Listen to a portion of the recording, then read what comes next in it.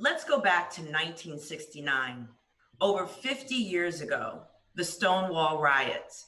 In the early hours of June 28th, New York City police raided a gay club in Greenwich Village called the Stonewall Inn, hauling patrons and employees out of the bar. But the LGBTQ community was not having it. Two trans women of color, Marsha Johnson and Sylvia Rivera, led protests against abuse by police. This uprising sparked a movement. That movement became Pride, a movement for equality, a movement against police abuse, a movement that resonates more than ever today. Good morning, I'm Leah McGowan here, and welcome to another one of our live weekly conversations as part of our Leading Through Change series. And this one happens to fall on the same day of a very big ruling from the Supreme Court in favor of the LGBTQ rights. Yes, and we'll be discussing that later with our guests. Here in San Francisco, the 50th anniversary of Pride Parade was set for this month, but it was canceled due to COVID-19, as were most global Pride celebrations. But equality is one of our core values here at Salesforce. It's central to everything we do. And that's why we're dedicating today's show to honoring Pride and the entire LGBTQ plus community with a special episode on equality, inclusion, and standing up and speaking out for what you believe in. Megan Rapinoe and Janelle Monáe certainly know a lot about speaking out for what you believe in and using your platform to drive the change that you want to see. Megan is a World Cup champion, an Olympic champion, a hero to my daughter's best friend. She spent last summer on all of our TV screens and the covers of magazines as she led the U.S. women's soccer team to a victory in France. But not only is she one of the world's best athletes, she's an outspoken activist for equal pay and for the LGBTQ plus community. Janelle, she is amazing and a Grammy-nominated singer, songwriter, actor, and producer. She identifies as queer and has been a real leader in the LGBTQ plus community. And both Janelle and Megan have long been vocal in fighting racial injustices, an issue that is definitely on top of our minds today. Now, at the conclusion of this show, Janelle will have a special performance for us exclusively on Salesforce Live. So for those of you watching on Twitter, you're going to want to join us on salesforce.com/live to see that portion of the show. You might as well jump on over now. As we do every week with Leading Through Change, a call to action. This week is no different.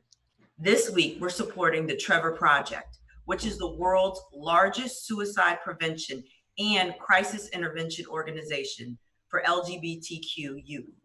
The organization works to save young lives by providing free, confidential suicide prevention and crisis intervention programs. A majority of the youth choose to contact the Trevor Project rather than other providers because the organization is LGBTQ affirming. So to help, please visit thetrevorproject.org/donate. Now, with that, it is my honor to bring to you Megan and Janelle. Thank you so much for coming to the show. Good morning. Thank you for having me. Oh, good morning. Thanks for having us. It's such an honor. And I know that we were shuffling a lot on the schedules, but look where we ended. It was meant to be today. I mean, this is amazing. I want to start exactly with that. The news from this morning. The Supreme Court ruled that the Civil Rights Act of 1964, protects LGBTQ employees from workplace discrimination. This is a massive, massive ruling, and it's pretty hard to overstate the significance here. Would love to hear your thoughts on this. That's exactly. You want to start? Or Janelle, go ahead, please start. That's exactly what they should be doing. Yes. We're talking about human beings. We're not talking about objects, inanimate objects. We're not talking about anything other than life and being able to live in peace, in love, in freedom, and not have to worry about being discriminated against because of who you are. It's upsetting, that it even had to be a ruling around human life and health and well-being and security in your jobs and finances. So a part of me is really excited, that they made the right decision. But let's talk about why that even had to be up. Why this administration thought that it was okay to push, an agenda that discriminates against, the LGBTQIA plus community. We need to talk about that, and we need to abolish that system that even led us to having this moment. Absolutely. Absolutely. Megan. Yeah, I feel the same. Just to echo, like, we're not some abstract idea. Like, we're the person in the workplace who does whatever job and who could be fired just because they're gay or lesbian or trans or whatever it is. Like, we're not some idea. We're people, we're human beings, we're in your workplace, we're your family, we're like everything and everyone and everything that you are. So, I mean, I agree with Janelle. It's like, I mean, good job, I guess, but like, you're not getting a ton of congratulations from here for just simply doing the right thing and for reversing this. I mean, I think my feelings on the Trump administration are pretty clear at this point, but I think this is just yet another example of the othering of people. And if you're like white, male, old and rich, I guess like you got all your rights, but for the rest of us, they try to strip those every day, not only in sense of policy or laws, but the way that the administration speaks, the way they speak about people, the way they treat people. We've seen this with the protests, and everything that's come from that. So I feel like it's a good step forward, obviously, and it's a good thing that it happened. But yeah, why are we living in a system and in a society that thinks it's even okay to think this, much less put this into law? So it is a big day and it's a big win, and we'll continue to make progress. But just for everybody to know, we're not some abstract idea. Like, I'm you. So just whatever you would want for yourself, that's what I want for myself as well. Absolutely. Just bringing back the humanity. We're all human in this space. So, give us the same love and respect as you would anyone. Absolutely. Janelle, we've seen the topic of racial injustice come to the forefront after the tragic murders of George Floyd, Breonna Taylor, and Ahmaud Arbery. And when all this went down, you tweeted, "I'm tired of talk. We need action."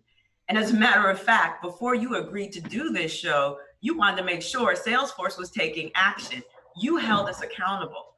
You used your platform to make sure we were taking those actions. And for that, I honestly thank you. And how would you encourage people watching today to work towards ending racial injustice and using their platform as you did to make change, no matter how big or small? Well, I'm a part of the human fabric, humanity. And, when I'm speaking, I'm not speaking from an artist's perspective. I'm speaking from a young Black queer person who grew up in the middle of Kansas to working class Baptist family folks. And when I look at all of those names you mentioned, who we lost at the hands of police, of murderers in the police force, I'm speaking as that person who has to figure out how we're going to go to the funeral of our brother and our sister. I've lost people in my family at the hands of the police. And I think at this point, tweeting and talking and hashtagging, that's not enough for me. And also, I'm tired of us as Black people talking about this. You've heard our voices. You see us out there marching. You see my people out there marching. You see the LGBTQIA plus communities out there marching on behalf of police brutality, murderers in the police force who have killed innocent people, unarmed people. And I'm, for the lack of better words, angry, upset, all of those things. And I just want to say thank you to everyone out there on the front lines who are marching, who are risking not only their lives, in addition to their health, because we're still dealing with COVID-19. I just want to say thank you to those who are out there on the front lines, who are marching. On the other hand, this is a moment for white people to stand up and to show up for us. And I have been hopeful as I've seen the amount of white folks out there putting their bodies in front of Black bodies as we protest, because we know that police are not as quick to put white people in jail when they're out there protesting. They're not going to be shot as quickly as, Black folks who are out there protesting peacefully. And I just think this is a moment to think about why. Why are we in this situation?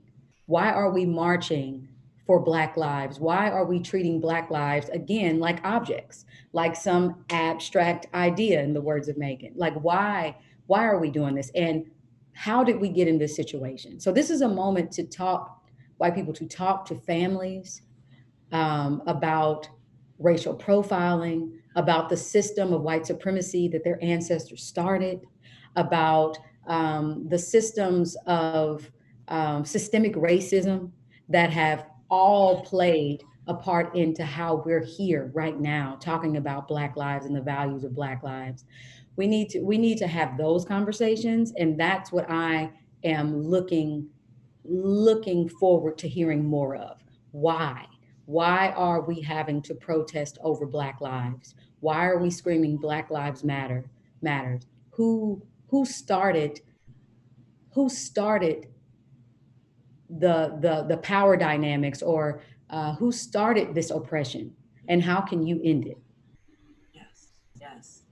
Megan, you've been vocal about systemic racism for years, and as an ally, what has it meant for you over these last weeks?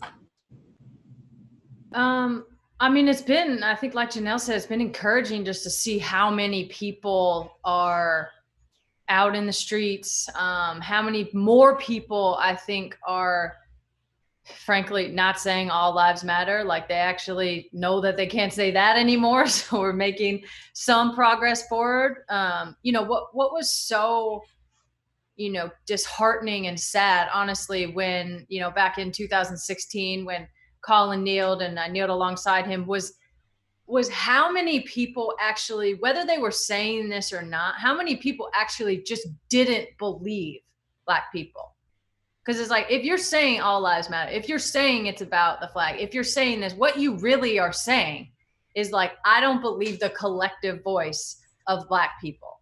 Because if you believe what Colin is saying, you don't go then and say about the flag. You don't go then and say about all lives matter. You don't say that.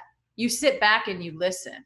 And so I feel like this time I'm so much more encouraged because people, I think, are listening and they're understanding. They're now like, oh, okay, I get what Colin was saying. I get what Black Lives Matter means. I get, and I'm hearing what Black people are saying. And so I feel like this is a white problem. Like, you can't expect the oppressed to be the ones dismantling the whole system of oppression. Like, obviously the system is far and wide. It's from the moment that we, kidnapped people and brought them here and put them into chattel slavery until now. We have mass incarceration, over policing in Black and brown communities, the killing of Black people in this country. So I feel like people are getting it a little bit more. And I just encourage white people, first of all, don't wallow in your own, like, oh my God, I'm white, this is like crazy. Like, don't tell anyone this is crazy. That just means you haven't thought about it until now. Keep that to yourself. Like, yeah, honestly, keep it. And then just like read some articles, like, follow the Black leaders on Twitter. Like, it's not a surprise that, defund the police is trending now. Like, Black Lives Matter has been setting the groundwork for that for 7, 8, 9, 10 years, honestly, their whole life. So follow the leaders. There's plenty of information out there. Sit back, reflect, be willing to change, understand that you may not have created the system, but you do benefit from it. And so it now is your responsibility to dismantle it and to root out racism in the country. And like, don't be overwhelmed. Listen, no, not one person could ever do enough, and not one person is ever going to fix it all, but everybody has something to do. And so just focus on that. Don't worry about everything you can't do. Just keep focusing on the things that you can, believing Black people, listening to Black people, and working to see your own, whiteness and privilege in that, to dismantle the system of systemic racism. And I think so much goodness in what you both were just saying is that it's such an opening right now for space for education, because people are seeming to want to be open and they want to understand and they want to do something. And a lot of times these conversations have been all throughout the walls at my job as well. I'm like, start with educating yourself. Start with learning. How do you fight systemic racism if you don't know what it is? You've got to learn about what it is and know what you're fighting for. So education is just so huge right now in understanding this problem. So thank you for sharing that. And you did hit on something. You were one of the first white athletes to kneel with Kaepernick. And just last week, the U.S. Soccer reversed their policy that players were not allowed to kneel for the national anthem. How did that make you feel? I mean, I'm happy that they obviously reversed the policy. I thought actually the language in the statement was pretty strong. I think the admission of guilt in saying that it was wrong at the time, it's wrong now. We understand that. We didn't listen to Colin. We didn't listen to Black people. We didn't listen, period. And they haven't done enough, I think was really important. That's like the first step in a million steps. So you're not going to get tons of congratulations from me, because quite frankly, I thought the position from the jump was just, and will always be, a huge stain, whether that be for U.S. soccer or people who opposed it, or the NFL or whatever.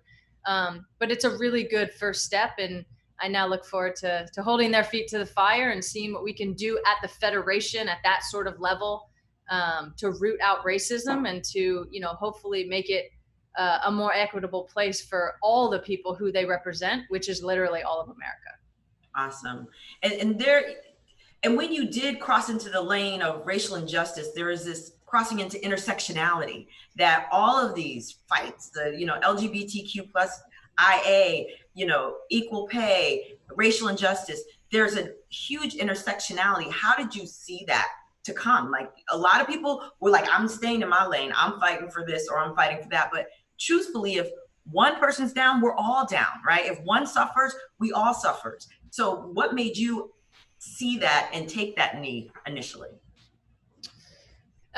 Someone told me that and explained to me and gave me the definition of the term intersectionality actually after I knelt, and it like blew my mind. And I'm like, that's it. Like, I feel like I had this sort of, the experience of coming out as gay, but that was to me personally. Even like our wage discrimination fight, like that's to me personally. And I think with Colin, before I even knew intersectionality, that's what I was thinking to myself. Like, I've looked at that flag and in some small way, not had it protect all the rights it said it was going to for me. And it said that it was going to promise to do for me as a citizen of the United States of America.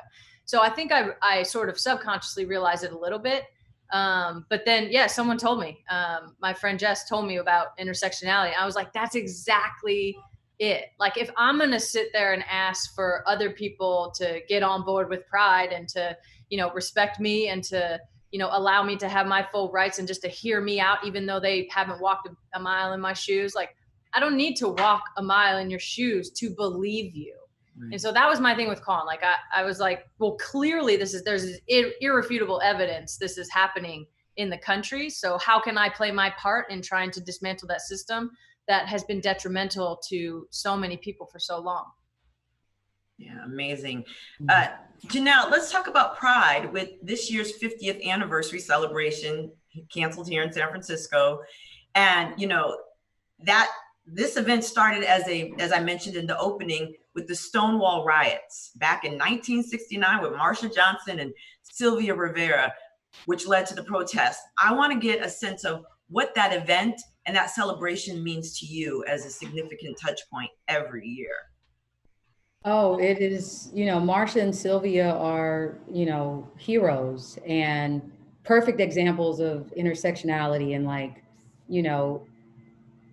also feeling like so many of us now are trying to carry that torch the baton that they passed on to this next generation of folks in the community, you feel a deep sense of responsibility because of just imagine growing up in that time. Not only are you dealing with, fighting against discrimination for being trans, also being Black, being, brown folks. And it's really, it just makes you want to fight because you don't want any of that to be in vain. It started with, we wouldn't have pride, as we all know, if they did not stand up to the police, if they didn't riot, if they didn't speak out. And I think that we're just building. I'm trying to just build on, make them proud, and not at all feel like people can take that away from us.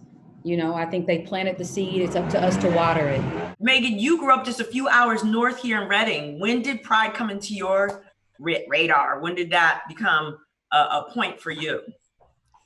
Not until college, to be honest. I'm not sure where I missed it along the way when I was growing up that I was gay, but as soon as I figured out that I was gay in college, I was like, oh, that's pretty embarrassing. You didn't realize that before. It was very obvious, I thought. So it really wasn't until college. I'm from a pretty small, very conservative area. So I don't think we had pride parades going on in my town when we were growing up, but I went to school in Portland, Oregon, obviously, very liberal and open to the LGBT community. So that was kind of my first experience with it. And I was just like blown away. I mean, to have this sort of celebration and like at the same time, this honoring of what has happened before, and to realize how much better we have it than, Marsha had it. And people during that era, it's almost like you don't want it, like Janelle said, you don't want it to be in vain. It would almost be a slap in the face to not continue to celebrate and to continue to make it better for the people that come after you. I think that's a big part of it too, is like, we've been given this torch and been given this runway, and they cleared it as much as they can. And now it's our responsibility to continue to clear it as much as we can and continue to move that forward and take that responsibility on yourself. There's a reason that I can walk around these streets and be out and be gay and be who I am and say it everywhere and anywhere. It wasn't always like that, even within our generation. So, and even now, I mean, some people in some areas of the country and the world can't do that. Yeah. And so to understand what a privilege that is, and for the people who fought for that, it's just like a celebration and an honoring of those people every single time. And to be able to do that every year. I mean, gays just have more fun too. We're just going to throw that out there. So like our parties are just better, and like our people are just cool. I'm just not cooler, but you know what I'm saying? So it's just like, it's just fun. It's a celebration, but it's also like a very heartfelt, like, we fought for this, right, and we deserve this, and we're going to continue to fight for it. Right. Now, Janelle, I know you were in the midst of saying something before. I wanted to give you space to finish that up. No, I think Megan continued on, really what I was saying, but just making sure that we use this moment to honor Marsha and Sylvia and all of those who, I look at them in the same way as like a Dr. King, Malcolm X, like Angela Davis. They should be up there. For me, I'm not just Black, I'm Black, I'm queer. For me, having that feeling like I can walk around and I can say that proudly. And it's not because of my own doing, it's because of the work and the foundation that they laid. So that's how I want to, continue to honor them. I was supposed to be performing in New York, and that got canceled, but I'm going to do something online, virtually. I didn't go to my first Pride parade until last year, actually. Yes, absolutely. And it was amazing. It was in New Orleans. When I perform, when I'm on stage, my whole crowd looks like Pride Parade. So Pride Parade, like everybody's there. It's super loving, super inclusive. And I feel like this is a time for this next generation, because I think this next generation like gets it. Like they're not backing down, so much more open, so much more just like evolved. Right. around so many topics. And they're marching, they're challenging their parents, and that's what you want. And so I think this is a perfect time to continue to speak Marsh and Sylvia's name, and to honor them, through our words and through our work, not just our words, but through our service. That's right. That's right. And to your point, Janelle, around this younger generation, I mean, my kids, I have twins that are 11, they correct me. They're like, Ma, such and such's pronouns are they and them, not she. I'm like, okay. So it's just a beautiful thing. It's like, that was definitely not in my vocabulary at 11. It is. So the work is continuing. Janelle, I want to talk to you about, Michelle Obama said about you, no one stands in their fullness of power quite like Janelle Monáe. That is a powerful, powerful quote. The fact that you walk in your power, that's something that many of us strive to do all our life. How did you get there? What advice would you give to people to get there? Or were you just born with like, I got the power, and you were walking in it? No, absolutely not. Listen, I think walking in your power is an active choice. Like, you have to make that choice every single day, knowing your power, knowing your rights, being educated, and reading and knowing those who you admire, who you look up to, what they had to go through, honestly gives me my courage and my strength. I, as I mentioned earlier, I grew up in Kansas. I grew up, my parents were working class. My mom's occupation, she was a janitor. My dad was a trash man. Like, I was a daughter of essential workers, and my grandmother as well, who picked cotton in Aberdeen, Mississippi. She was a sharecropper. And so I think growing up, in a lower class community, being Black, I've been able to see both sides now, having been an artist, traveling around the world, being in rooms with folks, that I just had never dreamt about, or that I dreamt about growing up.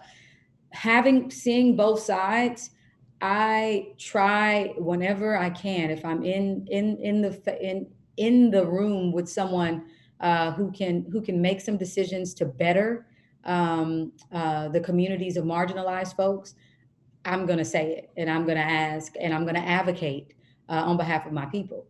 And I think that has to do with me growing up. I grew up in a family. I had 50 first cousins. So I grew up in, a built-in community, and we took care of each other. We were babysitting, we were washing dishes. My auntie had to work, I was there watching her kids. We stayed with I grew up with taking care of your community. And I just try to use my power to do that. Not everybody has to do that. That's not everybody's calling. I didn't know that was my calling. But as soon as I got in those places, I was like, I want all of my family to experience this.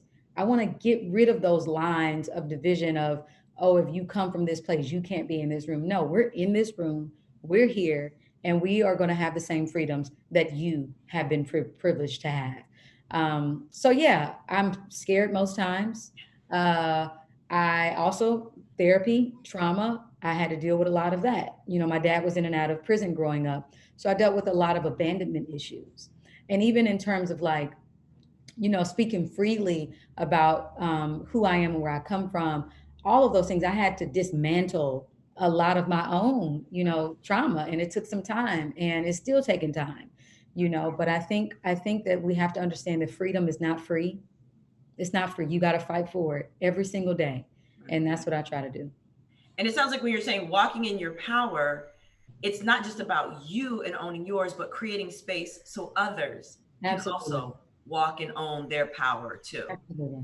Yes. It doesn't work for me if it's just me. It's experiences, life, love, all of that is better shared with the people you love and you care about. Absolutely. Yeah. Megan, how would you say you walk in your power and empower others around you? I think it's a lot of what Janelle said, to be honest. First of all, it's always scary. So I'm always sweating and always have my heart racing when I'm about to do something wild. Yeah. But I think I sort of had this switch of if ever I'm about to, say something to the power or to the room or to the people, whatever, like I say it with the people in mind. Like Mm, I don't think about who I'm talking to. I think about who I'm speaking on behalf of. yeah. And it's always so much more than the person that you're talking to.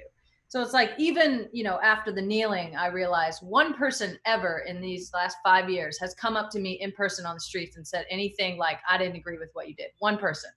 And that was just recently, to be honest. Every other person is like, that Yeah. was cool, or you inspired me, or thank you for doing that, or keep going, or whatever it is. So like, I just feel like I understand and feel very lucky to be in the privileged position that I am. Like, I am white. That comes with privilege. I play for the United States of America and get to wear the flag and therefore get to speak on behalf of the flag in America. That's a privilege. Like, I'm an athlete in a culture that glorifies sports. That's a privilege. And so, like you were saying, like, what's the point of having success if you're the only one that Yeah. has it? When you see inequities happening, or you see racism happening, you see that gay people don't have other rights or whatever it is. So I always feel like I try to, you know, understand and dismantle, okay, like I have the microphone right now, but I didn't just build this platform out of nowhere. Like I didn't get to where I was last summer without Colin and without Black Lives Matter and without Yeah. Tarana Burke and without all these people doing all this work. So when I get up there, I'm going to say that the institution or the room or the person might not have wanted to invite that person. They may not want to invite Colin or the co-founders of Black Lives Matter or Tarana Burke, but it's like, so you felt more comfortable inviting me. So now I'm just going to talk about them and I'm going to say why I'm actually up here. And it's like, Yeah. Things culminate in different voices and personalities at different times for different reasons. And I feel like I always try to kick it back to all the people that really are the reason that I'm here and sort of give that credit, because it's not mine to take. I didn't create it. I'm just, have the microphone right now. And so try to do it responsibly. And always speak on behalf of the people, really. Yeah. It's sort of like, because there was a campaign that just launched. I don't know if you guys had a chance to watch it online, but it was called Share the Mic. And it was, a lot of Black voices in the community, like the Tarana Burks, Black Lives Matter, ACLU, so many amazing women, Black women and activists took over the pages of other white women who had large followings. And it's almost like sharing the mic, us sharing the mic, not speaking for, but just saying, or using that moment to amplify their voices. The people who do this work every single day. People have called me activists, all that, but no, there are people who are out there on the front lines day and night. They're eating, breathing, sleeping this stuff. So it's like that. It's like, you feel, I think when you get the platform that we have, it's like you just want to share the mic, like you want to amplify their voices in a deeper way. And only mostly artists and folks with these platforms, they can only understand that. Like, it's because everybody's always asking, well, what are you wearing, or what are you doing? And it's just like, that is not where our spirits are right now. That is not where our country is right now.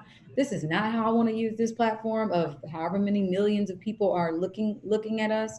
And so I just want to say thank you to Megan for feeling that, because in the same breath, like us having this platform and feeling that responsibility, there are other people who don't and opt out, and I always tip my hat and commend those of us who say, you know what, we're not perfect, we're not going to say and get things right. But one thing is for sure is that we care about community and we care about our communities, and we understand our privilege. We check it all the time. And it's going to take that real checking of privilege, real checking of how can I be a better ally? How can I show up for folks who may not have the same freedoms as I do? It's going to take us checking that over and over and over again. Absolutely. And I think what you both have hit on is like allyship. It is using that privilege. You'll hear a lot of people like, I felt crippled or really guilty about my white privilege. I'm like, it's okay. You have privilege. How are you using it? That's the question. How are you using it to help and empower others? that acknowledge your privilege. We all have privilege. The fact that I am sitting here with you two brilliant beings, privilege, right? So we all have privilege at some level, but it's how you choose to use it to make a positive impact in the world. That's what matters. So as we wrap up in the conversation, I want to think about how at this moment, we can all use a wake-up call. So what would be that one thing, what would be your one call to action you would ask the audience to do? Janelle, starting with you. Well, I would say, and I opened it by saying this, conversations. If you are uncomfortable right now, if you are white, if you are privileged, and you are uncomfortable with having conversations around race, then you are on the right track.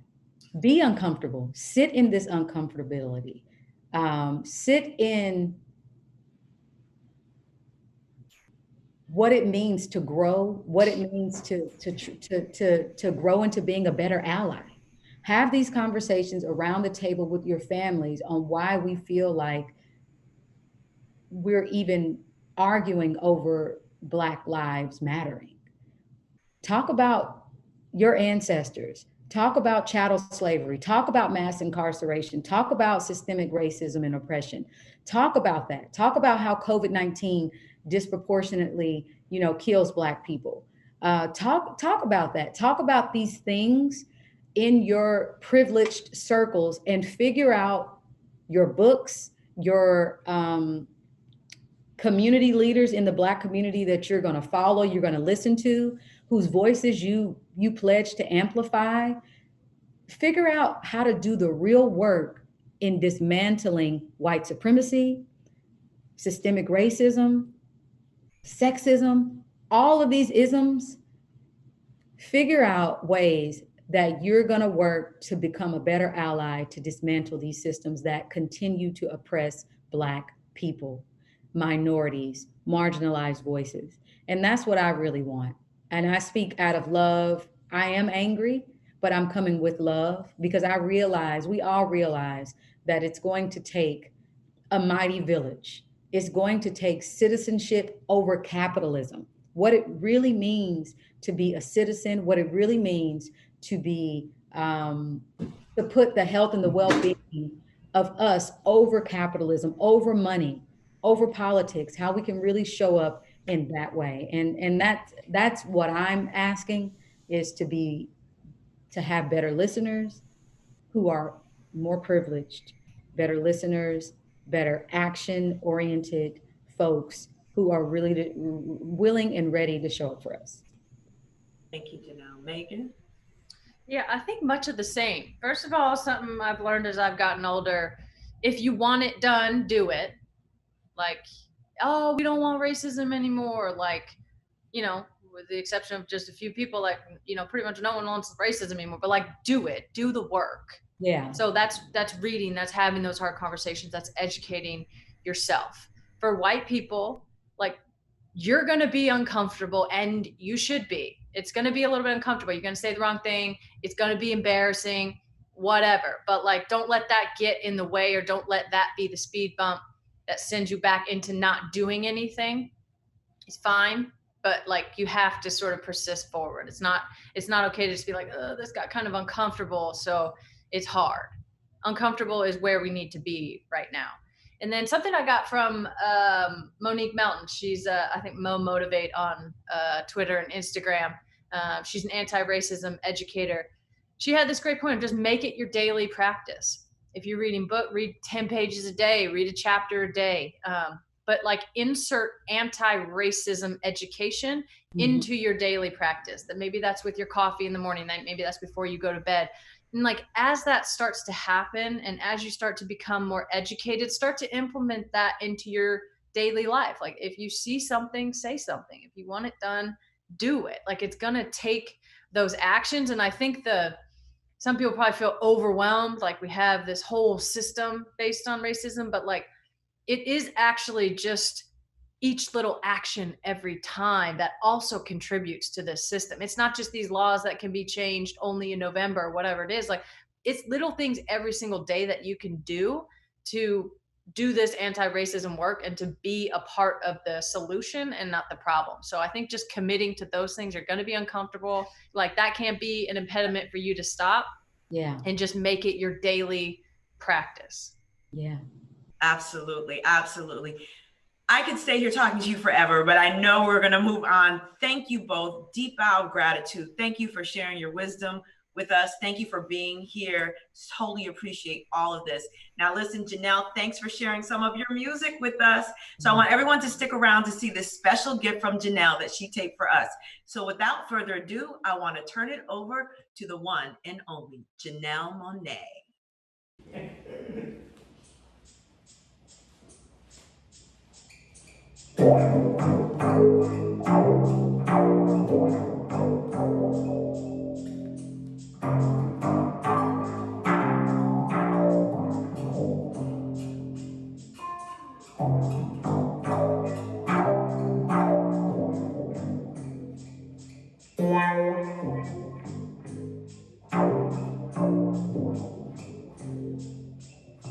There's a lot being burned down right now. A lot of old systems being burned down. There's a lot of glass being broken.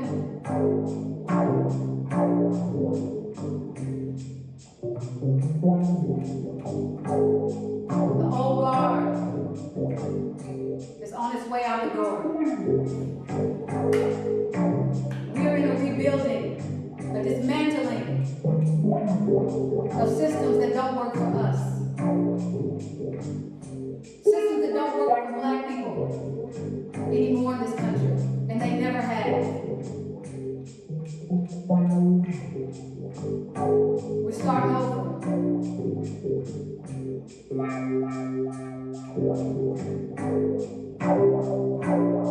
We shout from the rooftops, all Black lives matter.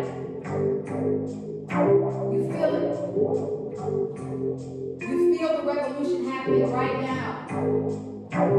This is the moment, and we are seizing it. So you need to ask yourself, what side of history you are going to be on.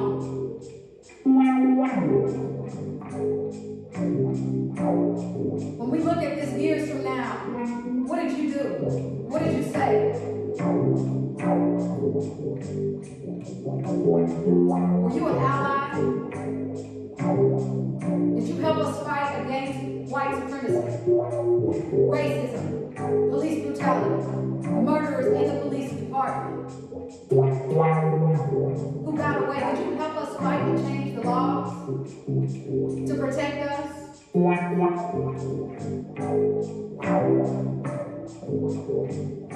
What did you do? Because we know what we're doing.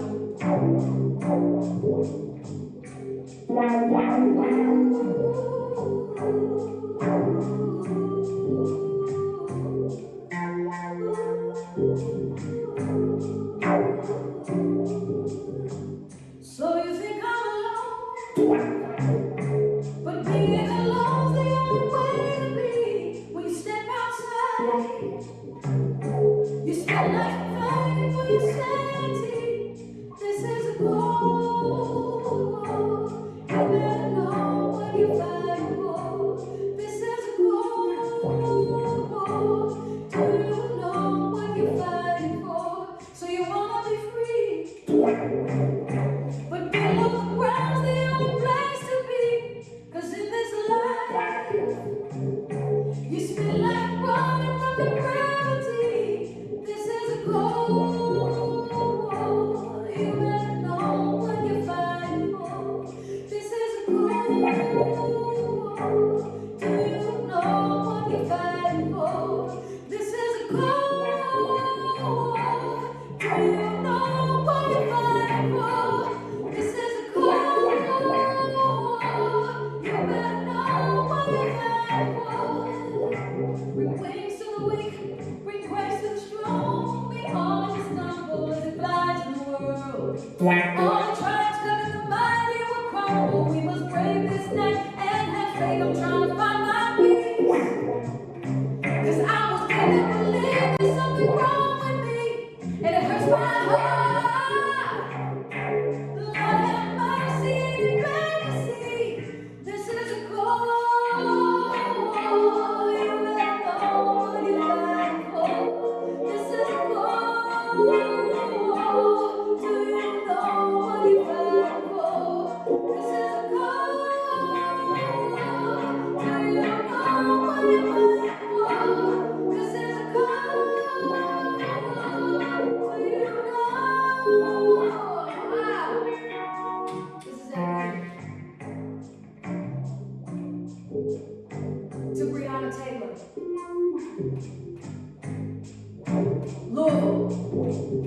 We need you to arrest, charge, and convict the police officers who killed Breonna. We don't want kneeling. We want justice, long term. We remember the lives of George Floyd. We want justice there. We're not done. We remember Sandra Bland. We want justice there. We're not done. Tony McDade, justice there. We're not done. Ahmaud Arbery, and so many more. We want them arrested, charged, convicted.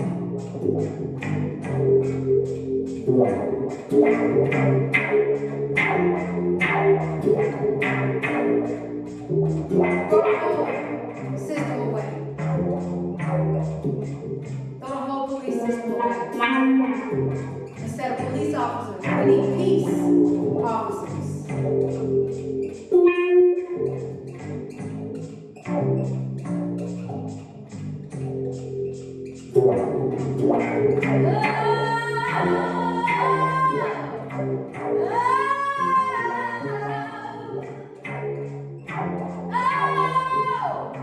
It's a cold, cold war. You better know what you're fighting for. Do you know?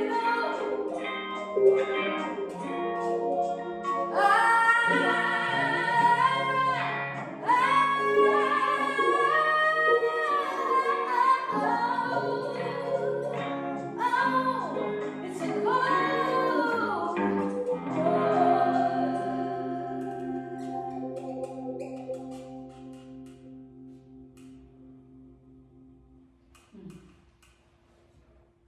This next one, Locked Inside.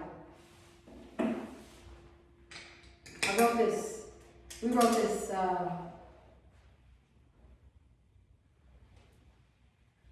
the past for you, but the future for us, because it's still actually rings true. Being in a country where the person who's supposed to be the leader of the free world is putting capitalism, greed, white supremacy, hate before the health and the well-being of the American people. The entire administration is putting capitalism, the delusion of white supremacy before the health and the well-being of us. We need you to leave. And we will vote you out this November. You're going to leave one way or another.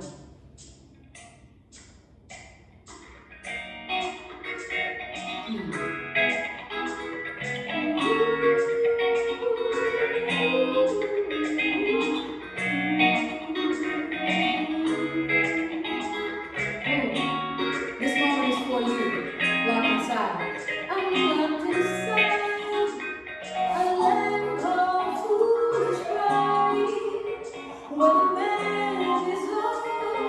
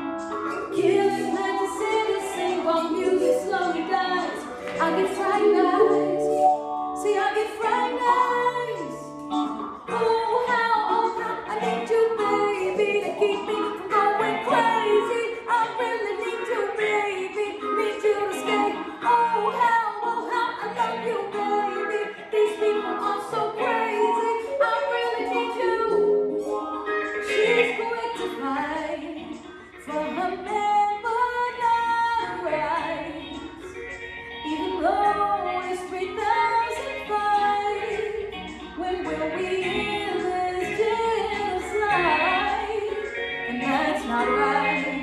Hurt children cry, no food to eat, and friends as flies. The color black means it's time to die, and nobody questions why, 'cause they're too scared to stop the man. Will you stay with me in this land where we are free? Don't you know I know it's rough and you've had enough, but one day we'll be. And when I look into the future, I see danger in its eyes. Babies die before they're born and no one ever smiles. The writers and the artists on the paper tell us lies. They keep us locked inside. They keep us locked inside. Oh, how I need you, baby, to keep me from going crazy. I really need you, baby. Oh, how I love you, baby. These people are so crazy.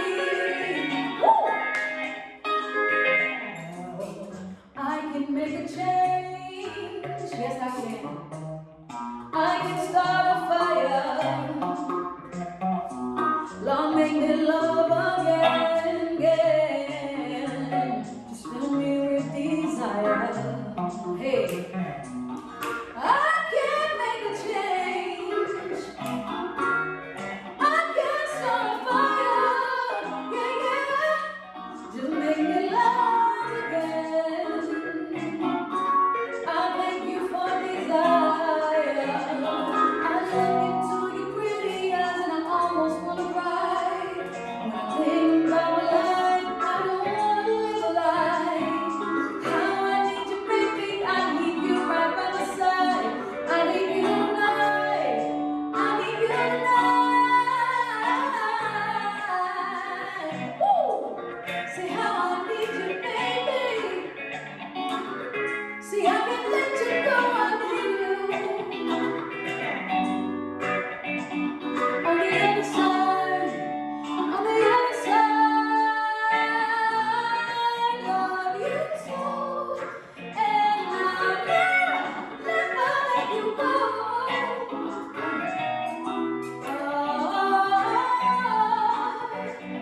On the other side, on the other side. Woo! So, I'm gonna need y'all to take us out, join in with us. This is about community. In this moment, I want you to sing this. Repeat after me. Oh, how I love you, baby. These people are so crazy. I really need you, baby. Need you to stay. Oh, how I love you, baby. One more time. Oh, how I need you, baby, to keep me from going crazy. I really need you, baby. Sing. Oh, how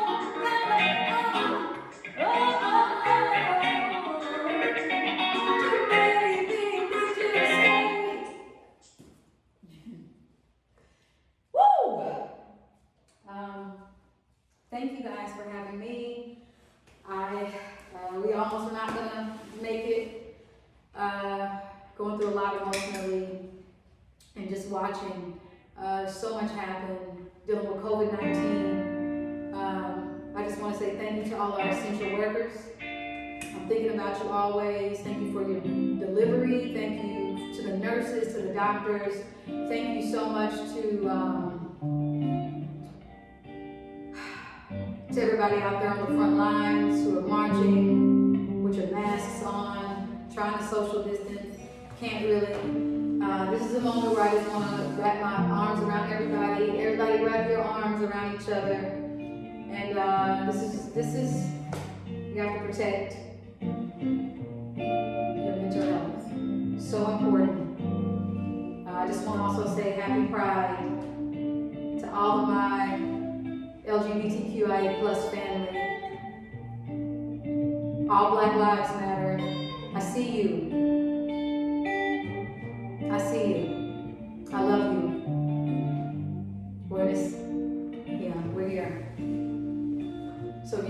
one thing for me.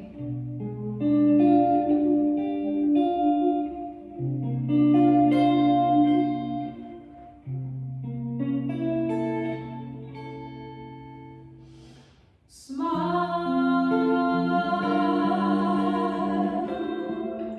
though your heart is aching. Smile, even though it's breaking. When there are clouds in the sky, you'll be fine.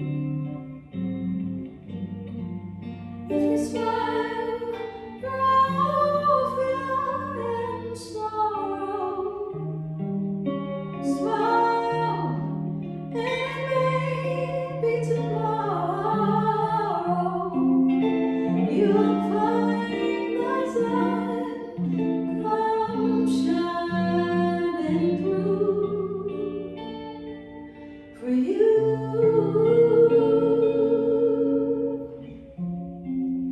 Light up your face with gladness.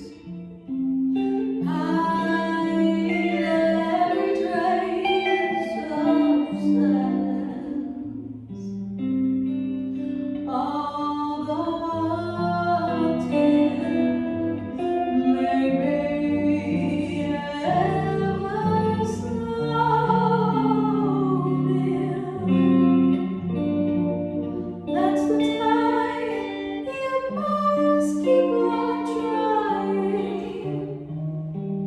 Smile, what's the use of crying? You'll find that life is still worthwhile if you smile.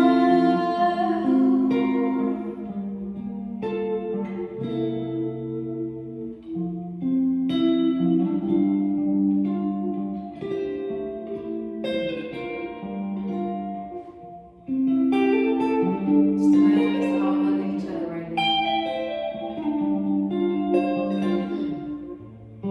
Although a tear may be ever so near,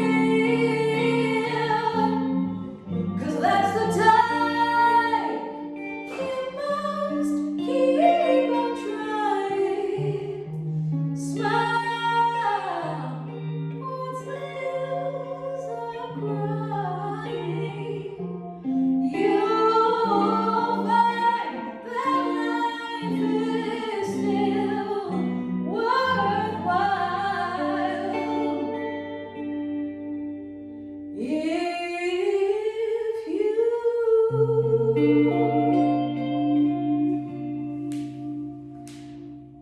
Yeah, I heard my ankles pop.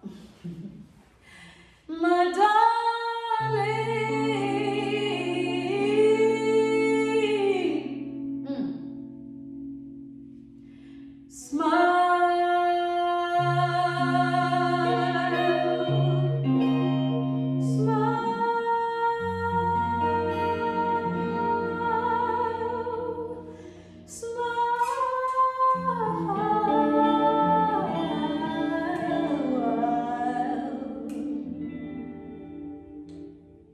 we thank you. Keep fighting. We'll be fighting right with you. Thank you, Janelle. That was amazing, so powerful, so moving. And thank you for all for joining us today. You can find more of Leading Through Change stories at salesforce.com/blog. A reminder that today's call to action, as we do every week, this week we're supporting the Trevor Project, which is the world's largest suicide prevention and crisis intervention organization for LGBTQ youth. The organization works to save young lives by providing free, confidential suicide prevention and crisis intervention programs. A majority of the youth choose to contact the Trevor Project rather than others because it is LGBTQ affirming. To help, please visit thetrevorproject.org/donate. Now, we'll be back with a new show Thursday, hosted by our chair and CEO, Mark Benioff. You won't want to miss that one. Until then, please take care of yourself and each other.